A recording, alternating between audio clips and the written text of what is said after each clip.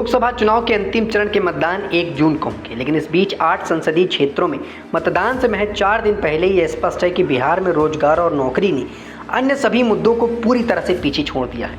जमीन पर नब्ज को भांपते हुए विपक्षी महागठबंधन के स्टार प्रचारक तेजस्वी यादव ने प्रधानमंत्री नरेंद्र मोदी और बिहार के मुख्यमंत्री नीतीश कुमार के नेतृत्व में सत्तारूढ़ भारतीय जनता पार्टी के नेतृत्व वाले राष्ट्रीय जनतांत्रिक गठबंधन के अभियान का मुकाबला करने के लिए पहले दिन से ही जॉब कार्ड खेलना शुरू कर दिया था।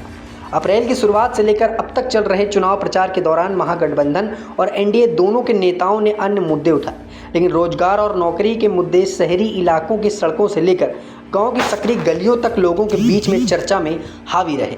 27 मई को पटना साहिब संसदीय क्षेत्र में खुसरपुर और बख्तियारपुर में कांग्रेस नेता राहुल गांधी के साथ एक संयुक्त चुनावी सभा को संबोधित करते हुए तेजस्वी यादव ने लोगों को याद दिलाया कि 75 वर्षीय नरेंद्र मोदी 34 वर्षीय तेजस्वी यादव की गिरफ्तारी की गारंटी दे रहे हैं, लेकिन हम नौकरी की गारंटी देते हैं। ये असली अंतर है। वहीं तेजस्वी यादव ने चिलचिलाती गर्मी के बावजूद उन्हें और राहुल गांधी को सुनने आई भारी भीड़ से कहा कि मिजाज रखिए टनाटन टनाटन, नौकरी मिलेगा फटाफट फटाफट। रोजगार और नौकरियों के मुद्दे ने तेजस्वी को न केवल युवाओं के बीच में बल्कि बेरोजगार युवाओं के अधेड़ माता पिता के बीच में लोकप्रिय बना दिया है। ऐसा लगता है कि इसने एक नई उम्मीद जगाई है। राष्ट्रीय जनता दल के नेताओं ने लोगों को याद दिलाने का कोई मौका नहीं छोड़ते कि कैसे उन्होंने जनवरी 2024 तक राज्य के उप मुख्यमंत्री के रूप में अपने 17 महीने के कार्यकाल के दौरान लगभग 5 लाख सरकारी नौकरियां मुख्य रूप से स्कूली शिक्षकों को दे दी थी। महागठबंधन ने मोदी नीतीश की जोड़ी को बेतहाशा बढ़ती बेरोजगारी और रोजगार तथा नौकरी देने के वादे को पूरा करने में उनकी विफलता की शर्मिंदा करने का बेनकाब करने की कोशिश पूरी तरह से की है। तेजस्वी यादव ने प्रधानमंत्री से 2014 में हर साल 2 करोड़ नौकरी देने के उनके वादे के बारे में बार बार सवाल पूछते हैं और रोजगार पर बोलने की चुनौती देते हैं। उनकी चुप्पी पर सवाल उठाते हैं। चुनाव प्रचार के लिए बिहार के अपने 9 दौरों के दौरान मोदी तेजस्वी यादव से पूछे गए सवालों का जवाब देने में विफल रहे हैं।